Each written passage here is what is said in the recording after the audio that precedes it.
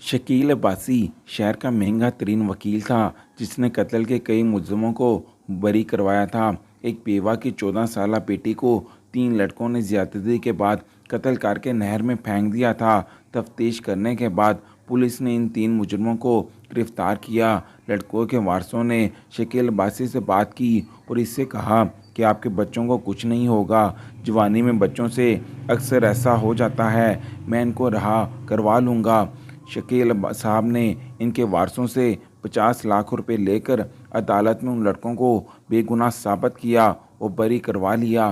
Case की कामयाबी के बाद वो अदालत से वापस जा रहे थे कि बेवा उसके सामने आई और बेवा ने झोली उठाकर वकील साहब को बददुआएं देना शुरू कर दी। वकील साहब ने मुस्कुराकर कहा कि आज ये बददुआएं देने का कोई फ़ायदा नहीं, क्योंकि मौसम मौसम आज काफ़ी ख़राब है। तेरी बदुआ पहले आसमान से ही वापस आ जाएगी। इसने बेवा पर तंज करते हुए कहा कि जब अपनी बेटी की इज्जत की हिफाजत नहीं कर सकती तो इसे जन्म क्यों दिया।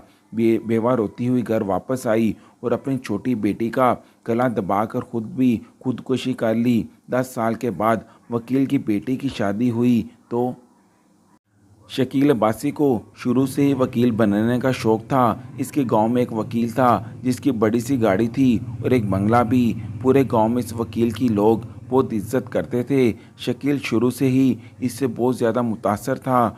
शुरू में ही जिस ख़ानदान में इसने आंख खोली तो वो गरीब ख़ानदान था। शकील का बाप इसे वकील के घर में मुलाजम था। एक दिन ऐसे ही इसने अपने बाप से पूछा कि वकील साहब के पास इतनी मालो दौलत कैसे। इसके बाप ने शकील को बताया, बेटा वकील साहब अपने क्लाइंट का केस लड़ते हैं और अपने महारत से वो केस जीत जाते हैं। शकील बाप से कहने लगा कि मैं भी बड़ा होकर वकील बनूंगा। इस पर इसके बाप ने शकील को नसीहत की कि बेटा मैं ज़िंदा रहूं या ना रहूं, मगर मेरी एक नसीहत याद रखना और इसको अपने पल्ले बांध लेना। हमेशा मजलूमों का साथ देना। जालिम का साथ देने वाला खुद भी जालिम होता है और जुल्म का अंजाम बुरा होता है। मैंने उस वकील के बारे में सुना है कि वो हर उस शख्स का साथ देता है जिसके पास पैसा हो और हक पर हो या ना हो, इस बात की वो परवाह नहीं करता। मैं तुमसे इल्तिजा करता हूँ कि ऐसा मत बनना। इसने अपने बाप से वादा किया कि मैं हमेशा मजलूमों का साथ दूंगा। इसके बाप ने शकील को समझाने के लिए गांव के चौधरी की मिसाल दी। जब एक दिन गांव के गरीब किसान की बकरियां चौधरी की ज़मीन में चली गईं, चौधरी के मुलाजमों ने इससे बताया कि कामों की बकरियां आज भी हमारी फसलों में चली गईं। ये सुनकर चौधरी को बहुत गुस्सा आया। इसने अपनी गाड़ी निकाली और अपने ज़मीनों की तरफ रवाना हुआ। इसकी गाड़ी में 2 से 3 शिकारी कुत्ते भी थे। वहां जाकर चौधरी ने किसान के बकरों पर शिकारी कुत्ते छोड़ दिए। कुत्तों की आवाज़ सुनकर किसान भागा हुआ आया और चौधरी साहब के कदमों में गिर गया और उससे माफ़ी मांगने लगा और कहा कि सरदार मुझसे गलती हो गई। मेरा बेटा छोटा नादान था। मैंने उसे बकरियां चराने के लिए भेजा, लेकिन वो इनकी हिफाजत ना कर सका। वो खेलने में लग गया। गलती से बकरियां आपके खेत में चली गईं। मैं आपसे माफ़ी चाहता हूँ और आपसे इस बात का वादा करता हूँ कि आइंदा ऐसा कभी नहीं होगा। मगर चौधरी ने किसान को लात मारकर दूर फेंक दिया और इसकी किसी बात का यकीन ना किया। शिकारी कुत्ते बेचारी बकरियों पर हमला करते रहे। 4 से 5 बकरियां मौका पर ही हलाक हो गईं, जबकि काफ़ी तादाद में बकरियों की किसान की बकरियां जख्मी हुई थीं। चौधरी वहां से वापस चला गया। मास्टर जी को जब इस वाक़े का पता चला तो ताज़ियत के लिए किसान के पास आया और कहा कि कब तक इन वडेरों के जुल्म को बर्दाश्त करते रहोगे। चलो मेरे साथ पुलिस स्टेशन में चौधरी के खिलाफ रिपोर्ट दर्ज करवाते हैं। ये सुनकर किसान ने इनकार कर दिया कि पहले मेरे साथ ये हालत हुई है। अगर चौधरी को इस बात का पता चल गया कि मैं पुलिस स्टेशन गया था तो वो तो मुझे ज़िंदा नहीं छोड़ेगा। लेकिन मास्टर साहब ने किसान से कहा कि आज अगर तुम इस जालिम और वडेरे के सामने खड़ा ना हुआ तो कोई भी नहीं होगा। अगर आज तुम चले गए तो कल को बाकी गांव वालों में भी ये शऊर पैदा होगा कि हम कोई बेर बकरियां नहीं। चौधरी हम अपनी मर्ज़ी से हम पर कैसे हुक्मरानी कर सकता है। हम भी खुदा के मखलूक हैं और आज़ाद हैं। मास्टर साहब की नसीहत पर अमल करते हुए किसान मास्टर के पास पुलिस स्टेशन चला गया और चौधरी के खिलाफ रिपोर्ट दर्ज करवाई। थानेदार चौधरी का खास बंदा था। इसने चौधरी के खिलाफ रिपोर्ट दर्ज की। फिर किसान से कहा कि आप बेफिक्र होकर घर चले जाएं। मैं चौधरी के खिलाफ सख्त एक्शन लूँगा और सख्त से सख्त कार्रवाई करेंगे। लेकिन मास्टर साहब और किसान कैसे जैसे ही पुलिस स्टेशन से बाहर निकले तो पीछे से थानेदार ने चौधरी को फ़ोन किया और कहा कि आपके गांव के दो बाशिंदे आपकी शिकायत लेकर हमारे पास आए थे। चौधरी के पूछने पर थानेदार ने बताया कि एक मास्टर था और एक किसान था जिसकी बकरियां शायद आपके कुत्तों ने जख्मी की थीं। ये सुनकर चौधरी को बहुत गुस्सा आया। इसने मास्टर साहब और किसान को सबक सिखाने का फैसला किया। सबसे पहले इसने मास्टर साहब का ट्रांसफ़र दूर के इलाके में करवाया, मगर ट्रांसफ़र करवाने से पहले इसने मास्टर साहब की खूब पिटाई की। अपने मुलाजमों से कहा कि मास्टर साहब का मुंह काला करके इसको गधे पे बैठाओ और पूरे गांव की सैर करवाओ। बेचारा मास्टर गधे पर बैठकर बेबस सोकर आंसू बहा रहा था, लेकिन इसकी कोई मदद नहीं कर रहा था। हालांकि ये मास्टर साहब के तालिब इल्म भी थे जो सर झुकाए खड़े थे और सिर्फ तमाशा देख रहे थे। इसके बाद चौधरी ने मास्टर साहब से कहा, ओ मास्टर, देख ले अपने इल्म की करामात। गांव के आधे नौजवान आपसे तालीम हासिल कर चुके हैं, लेकिन आपको इस हालत में देखकर वो तुम्हारी मदद नहीं कर सकते। वो बाकी लोगों की तरह सब तमाशा देख रहे हैं। मास्टर साहब के इल्म की कोई कदर नहीं, बस पैसा और ताकत का खेल है। मेरे पास पैसा भी है और ताकत भी, और इसी ताकत से मैं पूरे गांव को खरीद सकता हूँ। ना सिर्फ गांव को खरीद सकता हूँ, बल्कि इनकी गैरत और इनकी ज़मीर को भी खरीद सकता हूँ। गांव वाले मेरा कुछ नहीं बिगाड़ सकते। वो सारी ज़िंदगी मेरी गुलामी करते रहेंगे। उसके बाद चौधरी ने मास्टर साहब को गांव से निकाल दिया। मास्टर साहब ने जाते वक्त गांव वालों से आखिरी खिताब किया और कहा कि जिस तरह आज तुम लोगों ने मेरा तमाशा देखा, कल एक एक करके सारे एक दूसरे का तमाशा देखोगे।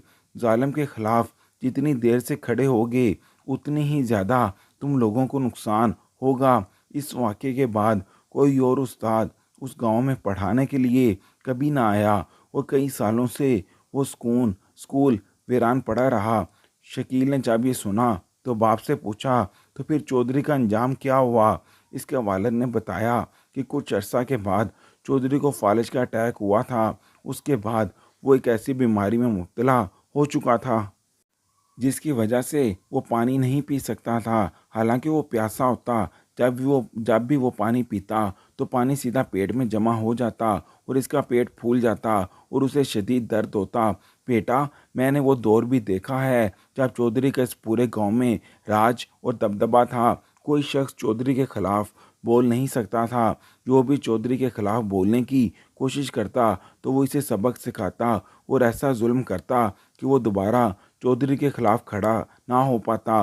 मगर मैंने अपनी आंखों से इसका अंजाम भी देखा। इसका इब्रतनाक अंजाम देखकर हर कोई अपने कानों को हाथ लगाता था। मालो दौलत होने के बावजूद वो ना कुछ खा सकता था और ना कुछ पी सकता था, बल्कि ज़िंदा था, लेकिन खुराक के नालियों के ज़रिए ग़िज़ा पहुंचती थी और वो तड़पते हुए बिस्तर पर 5 साल तक ज़िंदा रहा। मौत इससे रूठ चुकी थी। हालांकि वो मौत मांगता था। इसके दर्द की आवाज़ें पूरा गांव सुनता और सारे गांव वाले यही दुआ करते कि वो कब मरेगा ताकि हम चैन की नींद सो सकें। लिहाजा मैं भी तुम्हें यही नसीहत करूँगा कि कभी जालिम मत बनना, ना ही जालिम का साथ देना, क्योंकि जालिम का साथ देने वाला भी जालिमों में ही शुमार होता है। शकील ने अपने बाप से वादा किया कि मैं हमेशा मजलूमों का साथ दूंगा।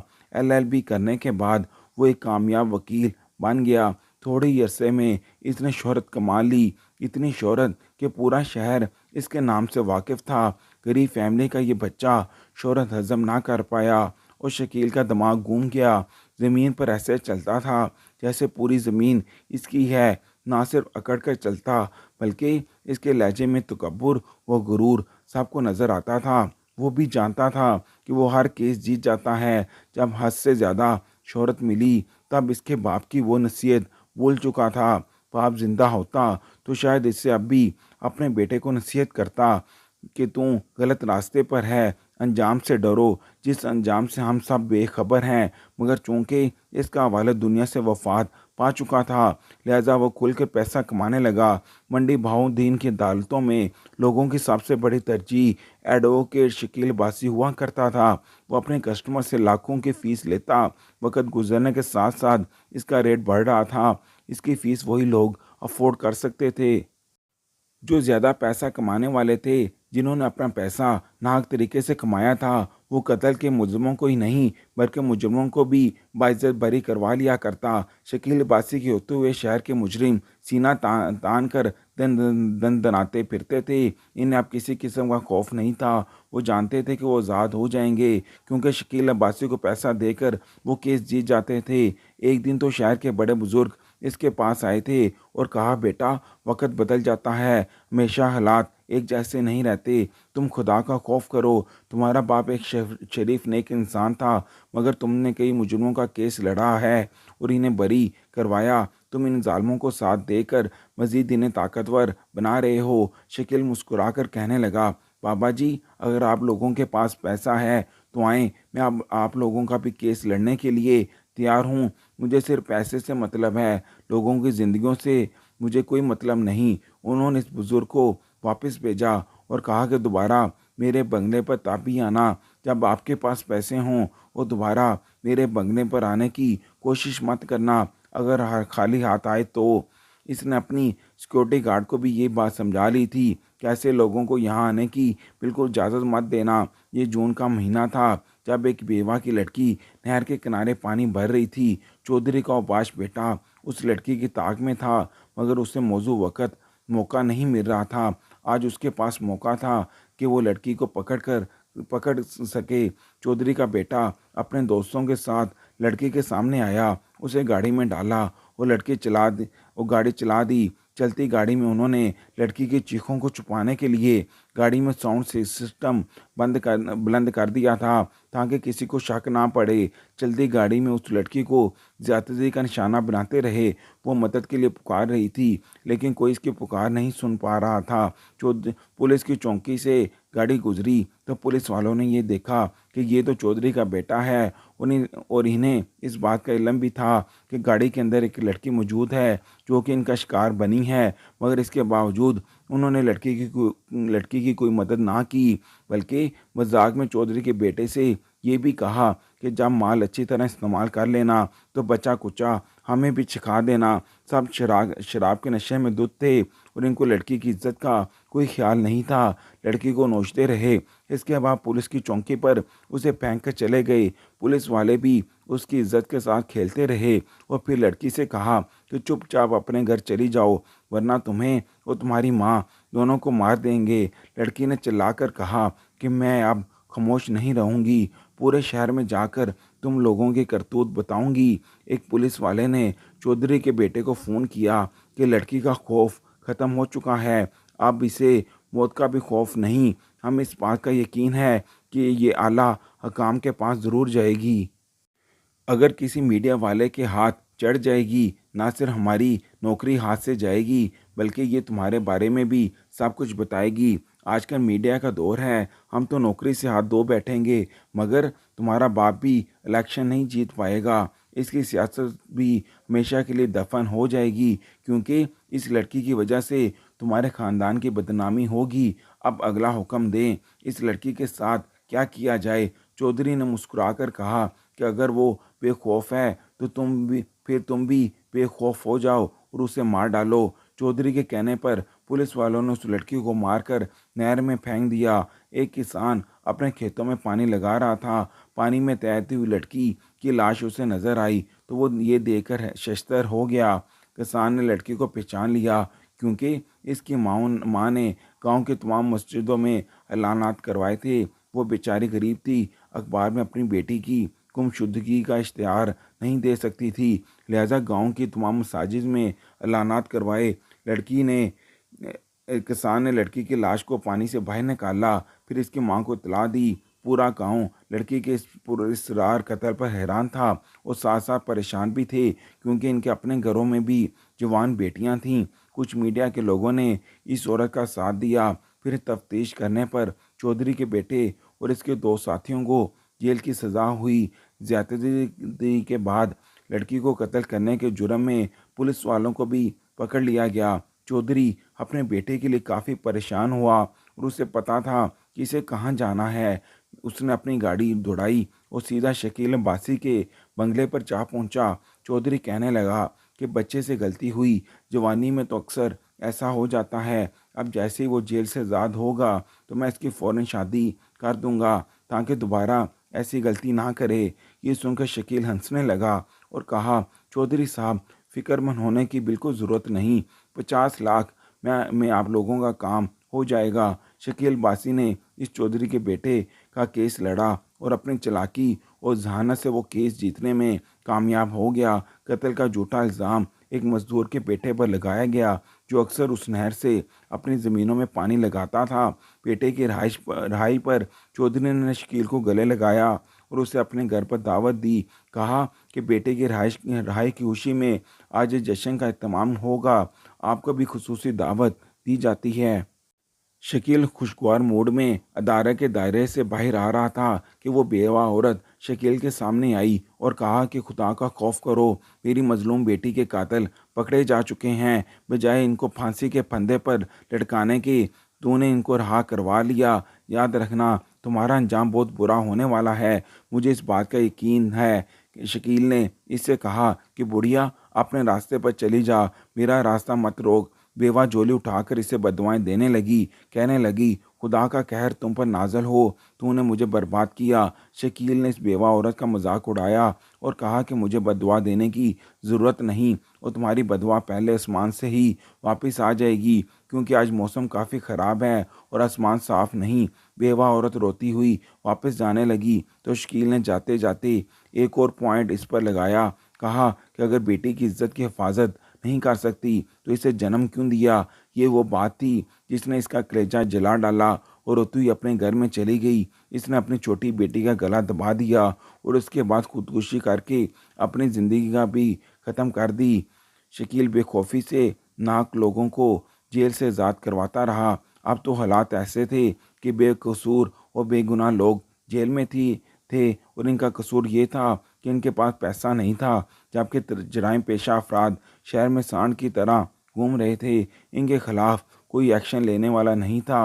वक्त गुजरता गया और शकील के पूरे दिन वक्त का उस वक्त आगाज़ हुआ जब इसने शादी की। जिस औरत से इसने शादी की दूसरे दिन ही वो घर से भाग चुकी थी। मीडिया पर ये खबरें चलने लगी कि मशहूर वकील की बीवी उसे धोखा देकर शादी के दूसरे दिन ही घर से भाग गई। शकील अपनी बीवी से बदला लेना चाहता था।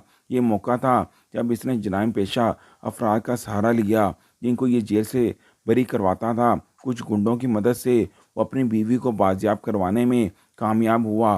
बीवी और इसके यार को एक फ्लैट से गिरफ्तार किया गया। शकील ने उस शख्स को मरवा दिया जबकि अपनी बीवी को भी मारकर अंधे कुएं में डाल दिया। आज भी उसे अपनी ताकत पर घमंड था। आज भी यही समझता था कि इसके साथ बेवफाई करने का अंजाम सिर्फ मौत है, मगर वो ये बात भूल चुका था कि इसकी उम्र गुजरती जा रही है। हर आने वाले दिन के साथ वो कमज़ोर होता जा रहा है। कुछ अरसे के बाद इसने दूसरी शादी की। अपनी बीवी को अपनी पहली बीवी के बारे में बताया कि इसने मुझे धोखा देने की कोशिश की थी और इसका अंजाम भी बताया, ताकि वो इसलिए कि दूसरी बीवी घर छोड़ने की जुर्रत ना करे। खौफ की वजह से दूसरी बीवी ने घर से भागने की बिल्कुल कोशिश ना की, लेकिन वो कब तक मुकाफ़ाती अमल से बच सकता था। इसकी पहली औलाद बेटी थी। बेटी जब जवान हुई तो बाप का मुंह काला किया और घर से भागने के लिए भागने के साथ साथ नकदी और काफ़ी सारे जेवरात ले गई। बेटी के भागने पर इसने अपनी बीवी को तशद्दुद का निशाना बनाया और इसे कसूरवार ठहराया कि तुम्हारी तरबियत में खामी थी। बीवी ने रोते हुए कहा कि मेरी तरबियत में कौन सी खामी थी। बात दरअसल ये है कि आपने अपने बच्चों को हराम खिलाया, पैसे की खातिर मजलूमों की बजाय जालिमों का साथ दिया और इन्हें जेल से आज़ाद करवाया। आप कैसे समझ सकते हैं कि नाजायज़ कमाई से आप अपने बच्चों की अच्छी तरबियत कर सकते हैं और आपकी औलाद नेक हो जाएगी। बीवी के ये अल्फाज इससे बर्दाश्त ना हुए। पहली बार था जब बीवी इसके सामने खड़ी हुई थी और इसको अपना असली चेहरा दिखाया। इसने अपनी बीवी को इतना मारा कि ज़ख्मों की ताप ना लाकर दुनिया से चल बसी। बड़ी ही चालाकी से इसने अपने इस जुर्म को भी छुपा लिया। इसके 2 बेटे और 3 बेटियां जब बड़ी हुईं तो बाप के साथ रहने के बजाय उन्होंने दूरी इख्तियार की। एक बेटी घर से भाग चुकी थी, दूसरी बेटी का हादसा हुआ और वो मर गई। तीसरी बेटी की शादी इसने जंगीदार के उसी बेटे से की, इसी चौधरी के बेटे के साथ जिसने बेवा औरत की बच्ची को बेअबरू किया था। बेटी कभी भी अपने बाप के घर ना आई और अपने बाप को बददुआएं देने लगी कि इसने जालिम शख्स के साथ मेरी शादी क्यों की। बेटे शादी करके अमेरिका में सेटल हो गए, मुड़कर कभी बाप की खैरियत दरियाफ्त तक ना की। शकील अब्बासी अब बूढ़ा हो चुका था और इतने बड़े बंगले में वो मजदूरों के दरमियान अकेला रह रहा था। पिछले दिनों इसका बड़ा बेटा बीवी बच्चों के हमरा अपनी साली की शादी पर पाकिस्तान आया था। रिश्तेदारों ने उसे शर्मिंदा करके अपने वालिद साहब से मिलने के लिए मजबूर कर दिया और वो अपनी बीवी बच्चों के हमरा बाप के साथ मिलने के लिए घर चला आया। उसके बाप के कमरे से शदीद बदबू आ रही थी क्योंकि रात को टॉयलेट नहीं जाया जाता था। मुलाजमीन को आवाज़ देता तो वो इनकी अनसुनी कर देते और यूं पेशाब बिस्तर पर निकल जाता। बिस्तर धोना तो दूर की बात, मुलाजमीन बिस्तर बिस्तर बदलना भी मुनासिब नहीं समझते थे। यूं वकील साहब इसी बदबूदार गीले बिस्तर पर ज़िंदगी गुजार रहे थे। जब इसका बेटा कमरे में दाखिल हुआ तो नाक पर रुमाल रखकर बिना बाप से मिले वापस मुड़ गया। चूँकि वकील साहब की बिनाई जा चुकी थी और इसको कुछ नज़र नहीं आता था, लिहाजा इसका बेटा बाहर गया और सिक्योरिटी गार्ड को कुछ समझाया और कमरे के अंदर दाखिल किया। खुद नाक पर रुमाल रखे दरवाजे की दहलीज पर खड़े होकर बाप को सलाम किया और अपनी जगह मुलाजम को आगे बढ़ा दिया। मुलाजम ने जाकर बूढ़े वकील को गले से लगाया और बूढ़ा बेचारा नौकर को ही अपना बेटा समझकर चूमता रहा। बाद अज़ां बीवी बच्चों की बारी आई तो ऐसे ही बीवी बच्चे दहलीज पर खड़े रहे और मुलाजमा और इसके बच्चे वकील साहब के बहू और पोते पोतियाँ बनकर इनको मिलती रहीं। वकील साहब इन्हें अपना खून समझकर दुआएं देते रहे। ज़्यादा से ज़्यादा 10 मिनट वकील का बेटा बहू घर पर रुके और फिर निकल गए। ना उन्होंने जाते हुए बाप को अलविदाई नज़र से देखा, ना ही कोई बात की। बाप को कोई चीज़ भी नहीं दी। जिन लोगों को वो बहू बेटे पोते पोतियाँ समझ रहे थे वो दर हकीकत इनके घर के मुलाजमीन ही थे और इनके बेटे ने तो बाप के करीब जाना तो मुनासिब नहीं समझा। बेटे ने इस तरह का रवैया अपनाने में किसी और का नहीं, बिलाशुबा वकील साहब का अपना हाथ था। सबसे पहली चीज़ ये समझ आई कि माल और औलाद आजमाइश और फितना कैसे बने। दूसरी चीज़ ये समझ आई कि पेशा कोई भी हो मगर जालिम का साथ कभी ना दो। तीसरी और अहम बात ये समझ आई कि अपने औलादों को रिश्तों से मोहब्बत और दूसरों का एहतराम करना सिखाओ। इनके दिल में कभी दौलत और ओहदे के लालच ना करो। यकीनन ये तीनों काम वकील साहब ना कर सके, मगर मेरी ख्वाहिश है कि इस वाक़े को पढ़ने वाले ज़रूर इस हक़ाइक़ का ख्याल रख लें कबल इसके कि बहुत देर हो जाए। वकील साहब का वक़्त तो अब गुज़र गया, लेकिन हमारा वक़्त अब भी हमारे पास है।